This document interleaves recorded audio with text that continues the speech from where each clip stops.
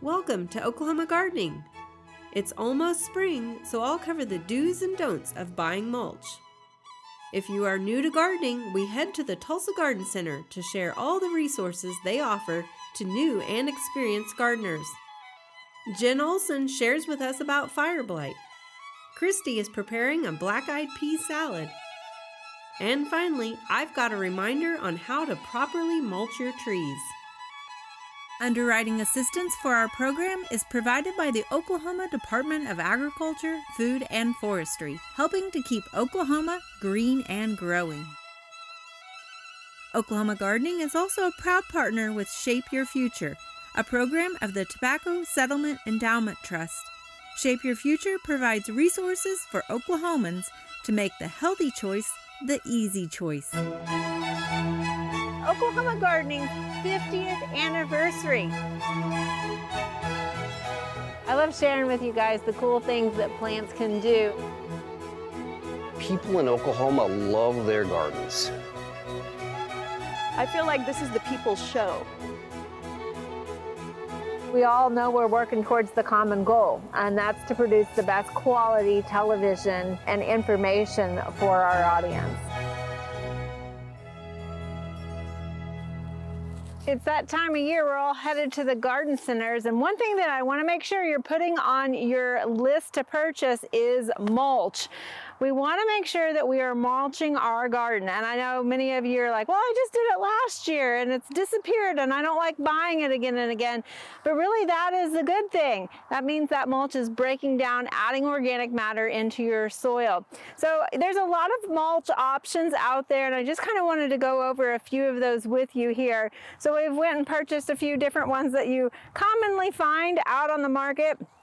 These first two are pretty similar, so they are kind of a shredded mulch here. The big thing about these that they claim is the fact that they are red and black mulch. So these are your colored mulches, and I would say steer clear of these. And if you are using them, make sure to use gloves because they kind of will also leave a bit of a stain on your hands too. But the problem with these mulches is not only are they just artificially sort of dyed, but the fact that that dye also makes them really dark, and so it actually increases the heat of your soil around there as well. So I would steer clear of these dark dyed mulches. But the next ones we have here are pretty prominent mulches that we often see. So we have your cypress mulch. So again, this is kind of a shredded mulch. A lot of people like using this because it's going to sort of mat a little bit more, and it claims to not float. It kind of depends on how much water we get and how quickly it comes down. But it will sort of interwoven a little bit more and make that mat in your garden. So sometimes you might see that it's still there in your garden. You might just fluff it up a little bit if you have this. The next one we have here is our pine bark nugget mulch. So you can see it's more of a chunks. And so this will float. Again, it's not going to mat together or anything, but it might give you a little bit more of a polished look if that's what you're going for. Especially if your kind of backyard has a lot of pine trees, of course, this might fit a little bit more. Now the one we kind of like to use a lot of times is just this cedar mulch. Of course, we have a lot of eastern red cedar trees around here, but this is just a shredded cedar mulch. Again, it's going to give you that nice kind of matted look to put in your garden. Now, all of these are often used in what we call like perennial beds and around trees. Now, if you're looking to mulch in something, maybe containers or your vegetable gardens, you might want something that's a little bit softer and it's going to break down a bit sooner. So here we have cotton hulls. So cotton hulls is a great addition for some of those areas that you're going to be using your hands a little bit more regularly or planting more regularly, or maybe you're working with smaller plants like seedlings. This cottonseed hull will work nicely too. Now it can sort of mat down, so again you might want to kind of fluff it up a little bit, but this is a nice mulch to use as well because it's just going to break down from season to season much faster than some of these other hardwood cedar mulches. Now the one that I would steer clear of, unless you're using it for some design purpose, so a lot of times we're looking for a kind of a look more than the purpose of mulches, which really mulches insulate that soil. They help reduce weeds from germinating and growing by kind of shading them out. They help conserve that water because we don't have as much water loss. Now, some people use rock mulch. You might remember from back in the day when they used like white marble rock. Now you see sometimes more of this red lava rock being used. You can even see sometimes pea gravel and things like that. A lot of times this is for a different aesthetic. The problem with this is this isn't going to necessarily break down and add any value into your soil. Again, rock is going to not hold moisture, and so it's also going to add heat to that soil surface. And the one thing about rock is once you put it on the ground, like, you are going to have it there for a lifetime. If you've ever bought in a house where the previous owner has put this down, you'll know, even though you might not see it out there, you're going to be finding it in that soil as you dig through it. So this is the one thing that I would maybe think twice about before you go and actually put down rock mulch. So these are kind of some of the typical mulches that you see in the garden. Now, when you're putting mulch down, you want to make sure you're putting about 2 to 3 inches of mulch throughout your garden. So that's going to give you a nice profile to, again, help insulate that soil and allow for less weeds as we head into the summer.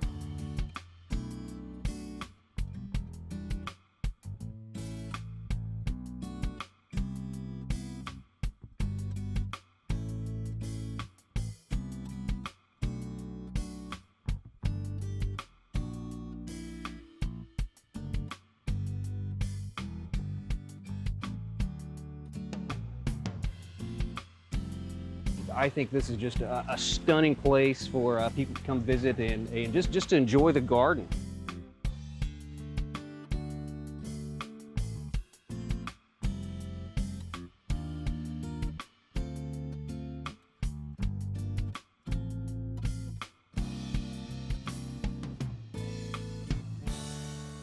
Today we're back at the Tulsa Garden Center at Woodward Park, and joining me is Andy Fusco, who is the acting executive director. And Andy, the formal gardens are still kind of sleeping, but they're starting to wake up. And so often we talk about, you know, where can people go for information? Obviously extension, but you guys are a great resource too. Yeah, since 1954, we've been what we call a horticulture hub for Tulsa and the surrounding community, of course. 16 plant societies, horticulture workshops, all kinds of gardening education, of course, beautiful green space, soon to be green space. Yes, and that's the thing is that every spring there's new people that are discovering gardening and looking for information, how to get involved in the gardening community, and you guys are a great start because you have so many different clubs that specialize in particular plant areas. Oh yeah, we've got the Garden Club, the Herb Society, the Rose Society, you name it, we probably have a plant society for it, and they have wonderful monthly meetings. Most of them meet monthly, but we also have lots of gardening workshops coming up this spring for beginners and experts alike. And that's the best thing is like you can get the lecture, you can get the information, but there's also a lot of hands-on plant sales. We all love plant sales. Oh yeah, I mean our biggest event this year, 70th annual Spring Fest at Woodward Park, April 11th and 12th. We're really excited for that.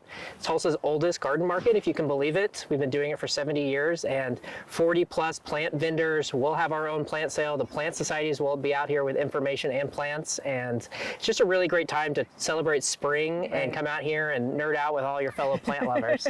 And get those connections because, you know, everybody, all the other gardeners have so many it's so much experience and information that they can also offer. Yeah, that's what I love about horticulture and gardening is it's such a communal hobby that everybody's so willing to share plants, of course, and knowledge that if you really had to boil what we're doing here is really building community around a shared love of the outdoors and gardening. And you're always looking for volunteers, correct? Yes. Yeah, the Teaching Garden program is alive and well, but you don't have to commit to that whole program to come out and volunteer. We always love having people that want to get their hands dirty and help make Woodward Park the beautiful place that it is. And so for somebody who maybe hasn't been out here, can you tell us a little bit about what they might find just as far as the gardens to explore also? Because there's people that maybe aren't gardeners, but they enjoy being out here. Right, and it's a great relationship because Tulsa Garden Center, we're in one of Tulsa's, you know, most beautiful parks.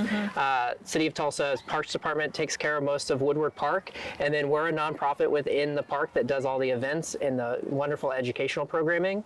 And so you can come out and, of course, take a wonderful workshop with us, but you can come out and just take a picnic, take your family photos, all that wonderful stuff that Woodward Park is known for. And I don't think I've ever been out here where I don't see an artist actually out here painting and doing some of that stuff also. Yeah, I mean, that's one of the best parts about my job, honestly, is, you know, I can take a walk in the park and I'm working, and just I get to interact with so many different people from all walks of life, and this place means something different to everybody. And it's really cool to give back in that way. And to you see said that. 70th anniversary, rich in history, right? So, yeah, we've been here a long time, and it's great to see other horticulture institutions kind of come up around us in Tulsa, but we've been here, and you know, we're the place to be. Yes, and I kind of grew up around this area too, so coming, and this is how I kind of got spurred on into horticulture myself. So yeah. Tell me a little bit, remind me of your hours. The park is open 5 a.m. to 11 p.m., normal Tulsa curfew hours. Okay. Tulsa Garden Center is open to the public Tuesday through Friday, 9 to 4. And the teaching garden's getting ready to open in the spring, Tuesday through Saturday, 9 to 4. All right, well, check out your website for more information. Oh, yeah, You've so got much a going lot on. of events coming up. Yeah. Thank you so much, Andy. Thanks, Casey.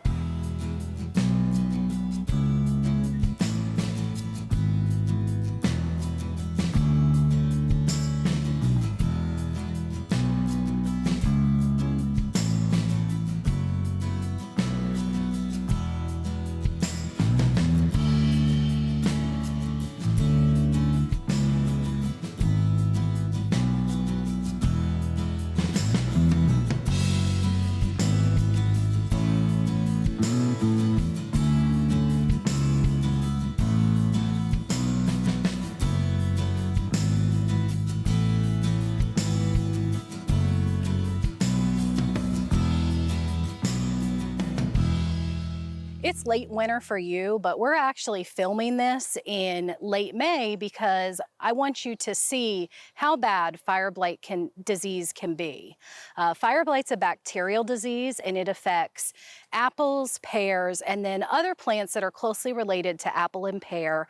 Some years we'll see it on photinia, raspberry, strawberry. But we're really going to focus today on fire blight management on your apples and pears in your home orchard. So if you haven't started a home orchard and you're out shopping for trees, one of the first things you can do is to try to find trees that say they are highly resistant to fire blight disease, because that built-in resistance is going to make it so your tree never looks as bad as this one. Second step, if you already have existing trees that are having some level of fire blight, you can start doing this in August, all through the fall, and in the winter. You want to closely scout those trees and look for what are called cankers.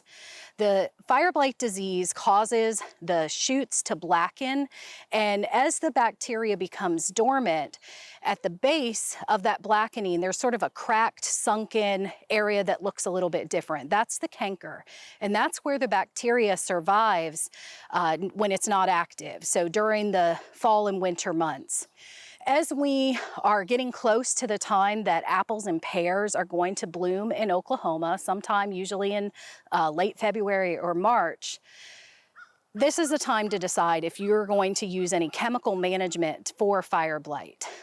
So some of you may want to do no spray home orchards. If you want to do that, you really need that highly resistant plant.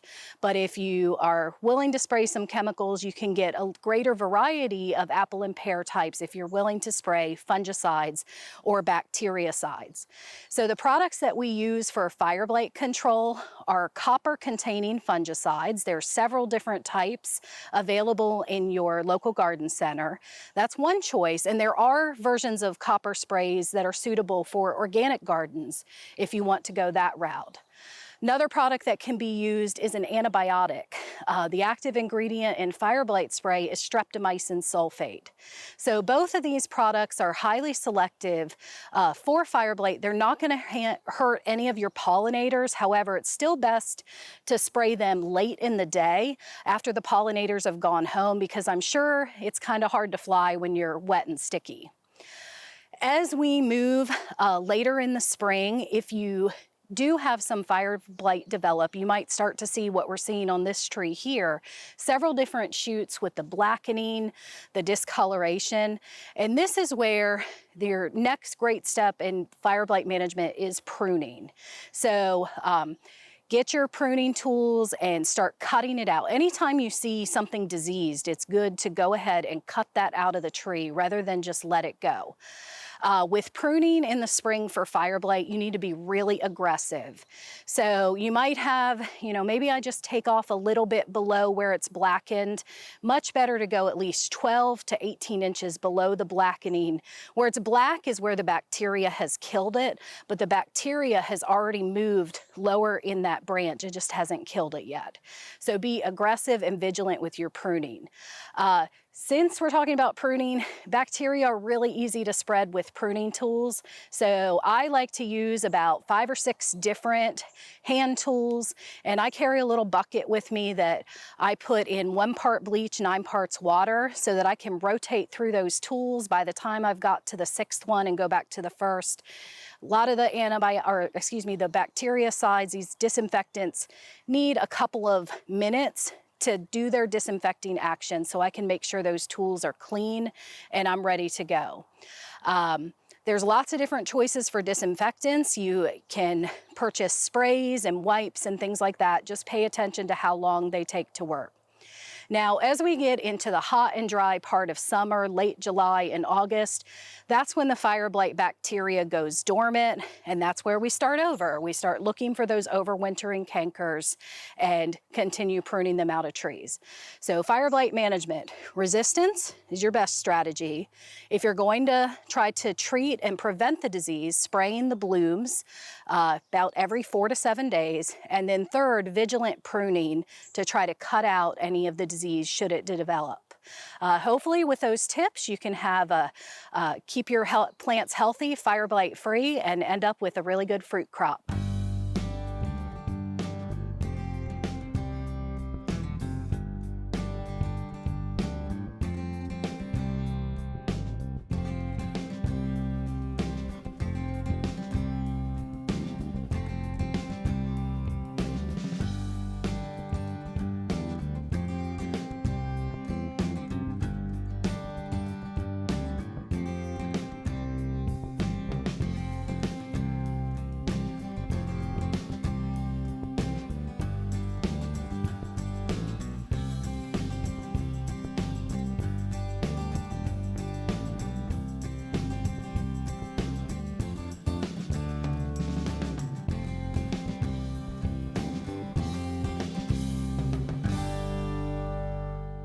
Today we're going to be making black-eyed pea salad. Now black-eyed peas, a lot of times people like to enjoy them at New Year's Day, but really black-eyed peas are a great source of plant-based protein and fiber that you could have any time of year.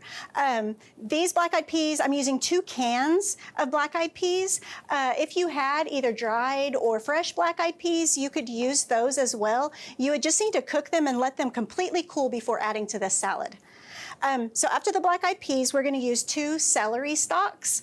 I've already washed and trimmed the ends, so I'm just going to dice our celery.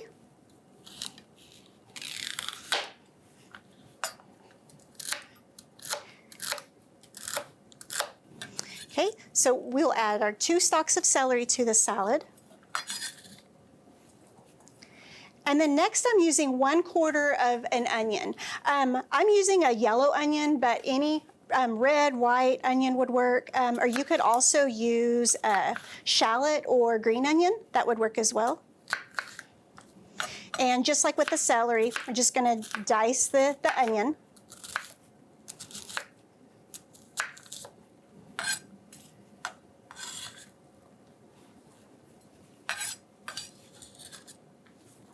Okay, and then next I'm going to add 2 Roma tomatoes.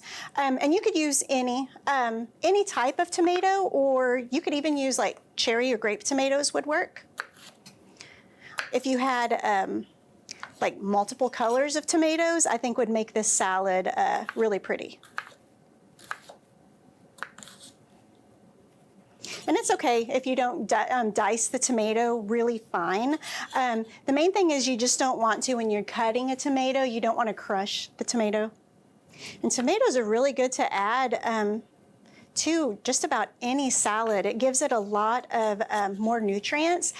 Tomatoes are a great source of vitamin C and folate and lycopene. And the last thing that we're gonna do is mix our dressing for our salad. For the dressing, we're gonna use 1/4 cup of extra virgin olive oil, 3 tablespoons of red wine vinegar. You could also, if you don't have red wine vinegar, apple cider vinegar would also work. And then I'm using 1 teaspoon of minced garlic. Now, if you had we're using fresh garlic, you would want to use 1 clove of garlic. And so I'm just going to whisk the dressing. Okay, and then we're going to pour the dressing over our salad and then give it a good stir. And by adding that olive oil and vinegar to it, it really pulls all the flavors really well together in the salad.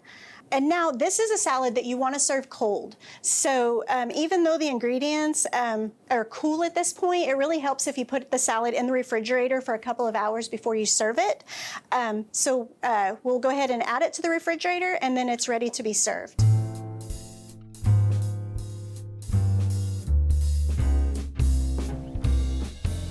Okay, and now that our salad is cold, it's ready to be served. So again, this salad, it can be served any time of year. And because the protein, the plant-based protein that's in the black-eyed peas, this could be a standalone, like a light lunch, or it could be served as a side dish. So either way, I hope you give this a try. It's the black-eyed pea salad. For this recipe and more like it, scan this QR code.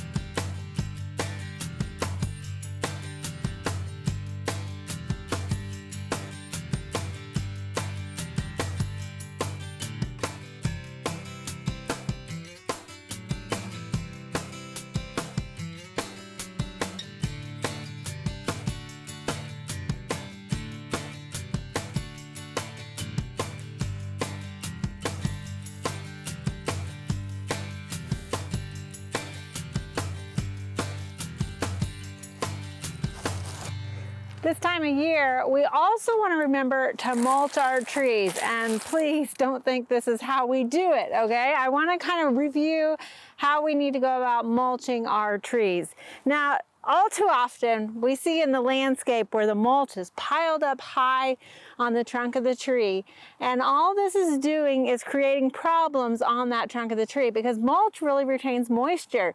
That's the value of it. And when you pile it up on the trunk of the tree, what's happening is you're causing problems where that moisture stays next to that bark and then will cause decay and issues, and insects and disease can start to kind of break into the trunk of the tree. So instead, what we want to do is make what we call tree wells.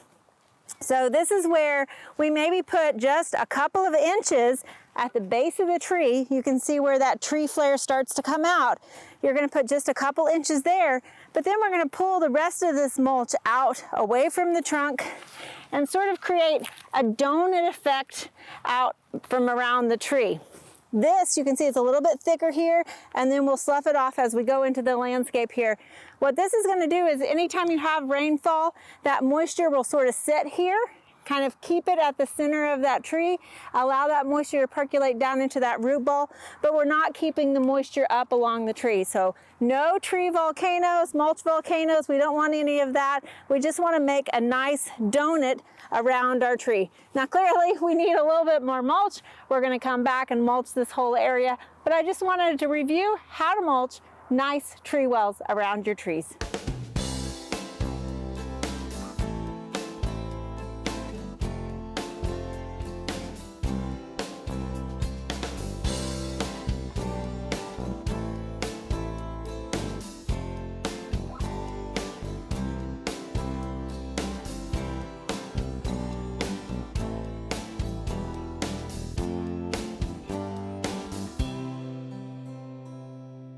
Just want to remind you that this year we're celebrating 50 years of Oklahoma gardening. And in doing so, we have been creating a documentary titled Rooted in Oklahoma, celebrating 50 years of Oklahoma gardening. It will premiere right here on OETA on March 27th at 7 p.m. You don't want to miss it.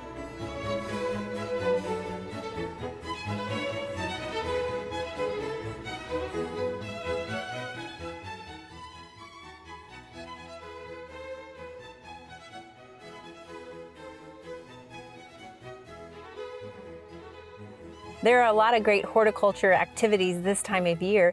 Be sure and consider some of these events in the weeks ahead.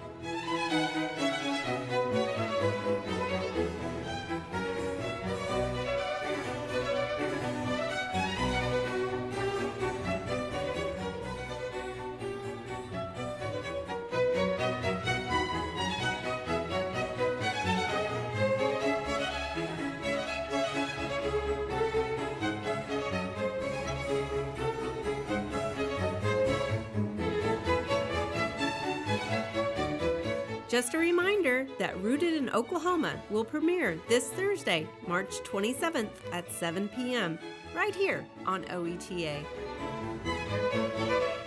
It's that time of year that we're all headed to the garden centers, and a lot of times we're looking let's for start over. We cut because I didn't grab the plate to serve it on, so.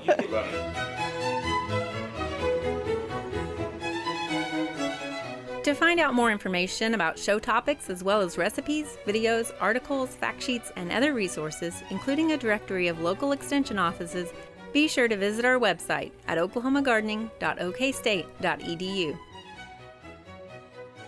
Join in on Facebook and Instagram. You can find this entire show and other recent shows as well as individual segments on our Oklahoma Gardening YouTube channel. Tune in to our OK Gardening Classics YouTube channel to watch segments from previous hosts. Oklahoma Gardening is produced by the Oklahoma Cooperative Extension Service as part of the Division of Agricultural Sciences and Natural Resources at Oklahoma State University. The Botanic Garden at OSU is home to our studio gardens, and we encourage you to come visit this beautiful Stillwater gem. We would like to thank our generous underwriters, the Oklahoma Department of Agriculture, Food, and Forestry, and Shape Your Future, a program of the Tobacco Settlement Endowment Trust. Additional support is also provided by Greenleaf Nursery and the Garden Debut Plants, the Oklahoma Horticulture Society, the Tulsa Garden Club, and the Tulsa Garden Center.